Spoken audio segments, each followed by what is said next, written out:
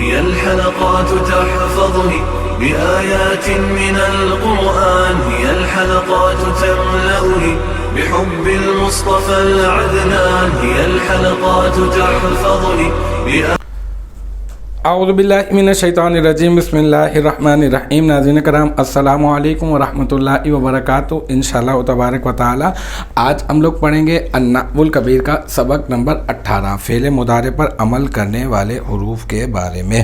ہمارا یہ سبق چل رہا ہے، اس سلسلے میں اب تک جو ہے وہ 2 ویڈیو جو ہے وہ میں بنا چکا ہوں۔ یہ جو ہے وہ ہماری تیسری جو ہے وہ ویڈیو ہے، اور جو ہے اب تک جو ہے وہ ہم لوگ فعل مضارع پر عمل کرنے والے حروف کے بارے میں نے آپ کو بتا دیا کتنے ہوتے ہیں، کون کون سے ہوتے ہیں۔ پھر ہمارا سلسلہ چل رہا ہے کہ میں نے کہا تھا کہ ایک ایک کے بارے میں انشاءاللہ تعالی میں آپ کو بتاؤں گا کہ وہ کتنی طرح سے عمل کرتا ہے، اس کا استعمال کیا ہوتا ہے اور کس معنی میں ہوتا ہے۔ تو میں نے لاسٹ جو ہماری کلاس تھی اس کلاس میں نے آپ کو بتایا کہ ان کے بارے میں، ان بمعنی کے، اس کا عمل جو ہے وہ 2 طرح کا ہوتا ہے۔ ایک جو ہوتا ہے وہ لفظی عمل ہوتا ہے اور ایک ہوتا ہے معنوی عمل۔ تو ان جو ہے وہ فعل مضارع پر داخل ہو کر 2 طرح عمل کرتا ہے۔ ان جو ہے وہ فعل مضارع پر داخل ہو کر 2 طرح عمل کرتا ہے، ایک لفظی عمل، ایک معنوی عمل۔ لفظی عمل جو ہے وہ میں آپ کو بتا چکا، اور وہ کیا ہے، یہ جو ہے وہ ضمہ اعرابی والے جو 5 صیغے ہوتے ہیں ان کو نصب دے دیتا ہے، اور 7 مقامات سے جو ہے وہ نون اعرابی کو گرا دیتا ہے، اور واو اور یا اگر حرف علت آخر میں ہوں تو یہ جو ہے وہ ان کو نصب دے دیتا ہے۔ بس صورت جو ہے نا وہ ایسا ہوتا ہے کہ لفظی طور پر نصب دیتا ہے، اور الف اگر آ جائے تو پھر اس صورت میں کیا ہوتا ہے، یہ جو ہے وہ تقدیری طور پر جو ہے وہ نصب دے دیتا ہے۔ اچھا، پھر آج جو ہے وہ ہم لوگ یہ پڑھیں گے کہ اس کا معنوی عمل، کس کا معنوی عمل؟ ان کا لفظی عمل پڑھ چکے ہیں، آج ہم پڑھیں گے ان کا معنوی عمل۔ ان جو ہے وہ معنوی طور پر کیا تبدیلی کرتا ہے فعل مضارع پہ داخل ہو کر، ٹھیک ہے، یہ جانتے ہیں۔ دیکھیں، اس کو میں آپ کو پہلے ایک مثال کے طور پہ جو یہاں پر ہے اس مثال سے ہٹ کر میں آپ کو مثال دے رہا ہوں۔ دیکھیں، یضربو ہے نا، یضربو ایک فعل ہے۔ ضربہ کا معنی ہوتا ہے، اگر ماضی کا ترجمہ میں آپ کو کر کے بتاؤں تو ضربہ کا معنی ہوتا ہے مارا اس ایک مرد نے۔ اچھا، یضربو کا معنی کیا ہوتا ہے؟ یضربو کا معنی ہوتا ہے مارتا ہے یا مارے گا وہ ایک مرد، ٹھیک ہے، یعنی حال کے اوپر بھی دلالت کرتا ہے اور مستقبل کے اوپر بھی دلالت کرتا ہے، اور اس کا ترجمہ فعل مضارع کا ہم یوں کیا کرتے ہیں کہ کرتا ہے یا کرے گا۔ اور یہاں پر اگر یضربو کا ترجمہ کروں میں تو سب کو پتہ ہے، اب تک تو اتنا پڑھ لیا ہے تو آپ آسانی سے بتا سکتے ہیں کہ یضربو کا ترجمہ کیا ہوگا۔ یضربو کا ترجمہ ہوتا ہے مارتا ہے یا مارے گا وہ ایک مرد، ٹھیک ہے۔ اچھا، اب جیسے ہی میں نے ان کو داخل کیا، تو جیسے ہی میں نے ان کو یضربو پر داخل کیا تو یضربو ہو گیا ان یضربا، ٹھیک ہے۔ لفظی طور پر تو یہ اس کے اندر تبدیلی آئی، لیکن معنوی طور پر تبدیلی کیا آئی ہے نا؟ تو اس معنوی طور پہ تبدیلی اس طرح سے آئی کہ اب یہ جو ہے نا یضربو جو مارتا ہے یا مارے گا وہ ایک مرد تھا نا، اس کا ترجمہ اب یہ ہو جائے گا اس ایک شخص کا مارنا۔ اس کا ترجمہ کیا ہو جائے گا؟ اس ایک شخص کا مارنا، یعنی یہ جو ہے کس معنی میں آ جائے گا؟ یہ جو ہے وہ فعل مضارع کو جو ہے وہ مصدر کے معنی میں کر دیتا ہے۔ اس کا نام ان مصدریہ بھی ہے، اس کو ان مصدریہ بھی کہا جاتا ہے، کے معنی میں بھی استعمال ہوتا ہے، اور اس طرح سے یہ جو ہے وہ مصدر کی تعویل میں کر دیتا ہے۔ میں آسان الفاظ میں اس کو بچوں کو سمجھانے کے لیے کہتا ہوں کہ یہ جو ہے وہ مصدر کے کپڑے جو ہے نا وہ اس کو فعل مضارع کو پہنا دیتا ہے، اور پھر کیا ہو جاتا ہے، فعل مضارع پہلے جو ہے وہ حال اور مستقبل کا ترجمہ دے رہا ہوتا ہے، اور جیسے ہی مصدر کے کپڑے پہنتا ہے تو ظاہر سی بات ہے اب تو مصدر کے کپڑے پہن لیے تو اب ترجمہ کیا ہوتا ہے، مصدر والا۔ لیکن بہرحال حاضر، غائب، واحد، تثنیہ، جمع، مذکر، مؤنث، یہ سب چیزوں کا خیال جو ہے وہ باقاعدہ طور پر رہتا ہے اس میں، جبکہ عام طور پر مصدر کے اندر یہ والی چیزیں نہیں ہوتی۔ لیکن اگر فعل مضارع پر ان داخل ہو اور فعل مضارع کو ان مصدر کی تعویل میں کرے تو پھر ہم واحد، تثنیہ، جمع، مذکر و مؤنث کا ہم لوگ باقاعدہ طور پر پورا کا پورا خیال کرتے ہیں۔ جیسے یضربو ہے نا، تو یضربو کے اوپر ان داخل ہوا تو یضربو کا معنی ہے مارتا ہے یا مارے کا وہ ایک مرد۔ تو اب دیکھیں وہ ایک مرد ہے نا. اب میں نے جب ان داخل کیا تو اس کا خیال کرتے ہوئے میں یہ کہہ رہا ہوں اس ایک شخص کا مارنا, غائب کی بات کر رہا ہوں اور ایک ہی کی بات کر رہا ہوں. ہاں, مارے گا یا مارتا ہے کو میں نے کیا کر دیا, مارنا, کیونکہ مصدر جو ہے اردو میں ہم لوگوں کے پاس ایک علامت ہے نا نا نا نا نا, یہ مصدر کی علامت ہے. کھانا پینا سونا بیٹھنا لیٹنا جاگنا عام طور پہ یہ مصدر کی علامت ہے, اور عربک میں تو خیر اس کو قابو میں نہیں کیا جا سکتا. یہ ایکسپیرینس سے ہو جاتا ہے کہ مصدر کو ہم لوگ کس طرح سے جو ہے وہ پہچان سکتے ہیں. لیکن ہاں یہ بات یاد رکھیے گا کہ مصدر وہ ہوتا ہے جس سے اور کلمات کو نکالا جاتا ہے, اور مشتق وہ ہوتا ہے جو مصدر سے نکلتا ہے, اور جو ہے جامد وہ ہوتا ہے جو نہ خود کسی سے نکلتا ہے نہ ہی اس سے اور کلمات نکالے جاتے ہیں. تو اب یہ ہے کہ ایک اور مثال میں آپ کو دے دیتا ہوں, یہاں جو کتاب میں موجود ہے اس سے تھوڑا سا میں ہٹ کر آپ کو, اور جو ابھی مثال دی ہے اسی مثال کو آگے لے کر سیگا چینج کر کے میں آپ کو بتاتا ہوں. جیسے تدریبو ہے, تدریبو ایک سیگا ہے.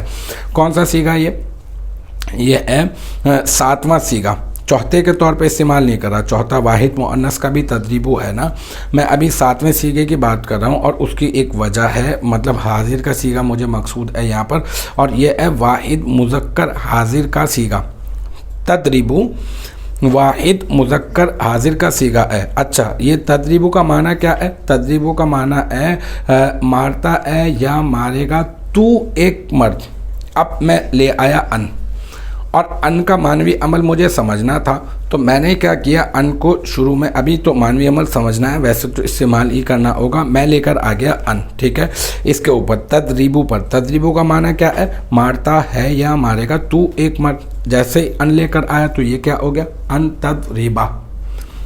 کیا کیا لفظی طور پر عمل, اس کو نصب دے دیا. معنوی طور پر عمل کیا ہوا؟ معنوی طور پر عمل یہ ہوا, اس کو یوں یاد کر لیں کہ پہلے کیا تھا اب کیا ہوا. پہلے کیا تھا؟ پہلے یہ تھا کہ مارتا ہے یا مارے گا تو ایک مرد, اور جیسے ہی ان آ گیا تو ان تدریبہ ہونے کے بعد اس کا ترجمہ مارتا ہے یا مارے گا تو ایک مرد سے ہٹ کر اب اس کا ترجمہ ہو گیا تجھ ایک شخص کا مارنا. اس کو اور شارٹ کر دیں, یوں بھی کہہ سکتے ہیں تیرا مارنا. ٹھیک ہے, تو لہٰذا یہ سمجھ میں آیا کہ یہ جو ہے وہ مصدر کی تعویل میں جو ہے وہ کر دیتا ہے. اچھا, مصدر کی تعویل میں کرنے کے ساتھ ساتھ یہ مستقبل سے بھی خاص کر دیتا ہے. یہی والی جو بات میں نے اب یہ بھی آپ کو بتائی ہے نا, یہی والی بات یہاں پہ لکھی ہوئی ہے, لیکن یدریبو اور تدریبو بہت زیادہ استعمال کرتے ہیں, تو پہلے میں نے اس پر رکھ کر آپ کا ذہن جو ہے وہ بنانے کی کوشش کر لی ہے, اور مجھے امید ہے کہ آپ کو یہ والی کوشش جو ہے وہ اچھی لگی ہوگی. اب باقاعدہ طور پہ جو کتاب میں موجود ہے وہ ہم عبارت پڑھ کے دیکھتے ہیں وہ کیا ہے. دیکھیں, مانوی عمل, فعل مضارع کا جو مانوی فعل مضارع پر عمل کرنے والے ان ناصبہ کا جو مانوی عمل ہے کہ ان جو ہے وہ فعل مضارع پر داخل ہو کر مانوی طور پہ کیا تبدیلی کرتا ہے, تو یاد رکھیں کہ یہ فعل مضارع کو مصدر کی تعویل میں کر دیتا ہے.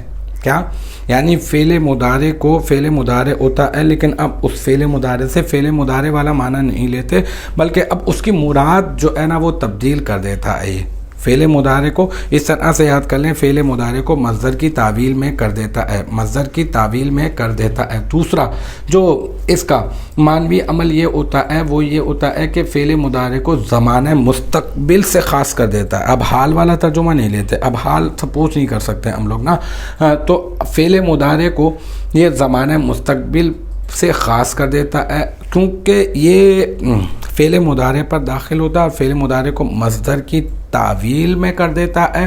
تو اسی وجہ سے اس کا نام ہوتا ہے ان. تو ہے, اب ان کے ساتھ ایک اور قید لگا دیتے ہیں ہم لوگ, اس کا نام ہے ان مصدریہ.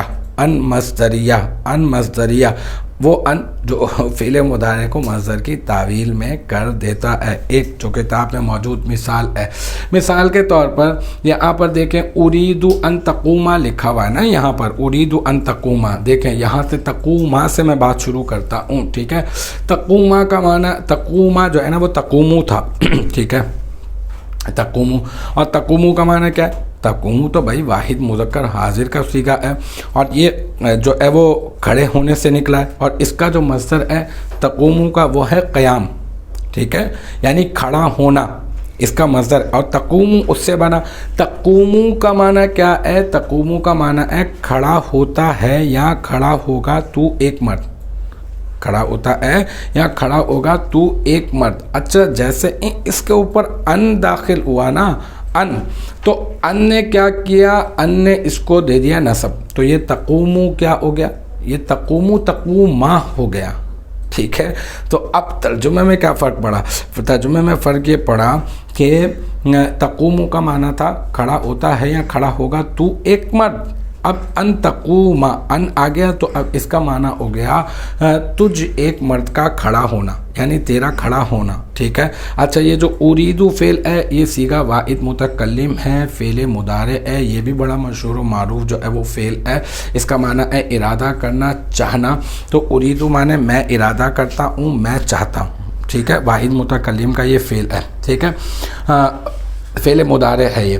تو میں چاہتا ہوں، میں چاہتا ہوں، میں ارادہ کرتا ہوں تیرے کھڑے ہونے کا، تیرے قیام کا ارادہ کرتا ہوں، قیام اس کا مصدر ہے نا تقومو کا، تو میں تیرے قیام کا ارادہ کرتا ہوں۔ تو اب پہلے تو اس کا ترجمہ یہ تھا کہ میں ارادہ کرتا ہوں کہ تو کھڑا، میں ارادہ کرتا ہوں تو کھڑا ہوتا ہے یا کھڑا ہوگا، پہلے تو اس طرح سے ترجمہ کرتے ہیں نا ان کے بغیر، لیکن اب ان آ گیا تو اب میں ارادہ کرتا ہوں تیرے کھڑے ہونے کا، ٹھیک ہے۔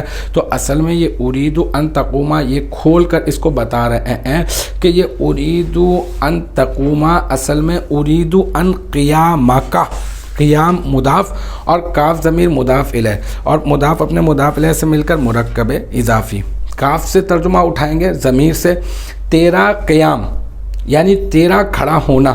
تو یہ اصل میں اریدو ان تقوما جو ہے نا، یہ اریدو ان قیامکا کے معنی میں ہے، سمجھ میں آئی؟ اس طرح سے یہ جو ہے وہ اس کو مصدر کی تعویل میں کر دیتا ہے، مصدر کے کپڑے جو ہے وہ پہنا دیتا ہے۔ تو مجھے امید ہے، ویسے میں نے کوشش تو اپنے تئیں بہت کی ہے کہ آپ کے اچھے سے سمجھ میں آ جائے، اور مجھے امید ہے کہ سمجھ میں بھی آ گیا ہوگا انشاءاللہ تبارک و تعالی۔ نیکسٹ ٹائم اگلی ویڈیو اگلی کلاس کے ساتھ ملاقات ہوگی، جب تک آپ اپنا بہت خیال رکھیے گا۔ وآخر دعوانا ان الحمدللہ رب العالمین۔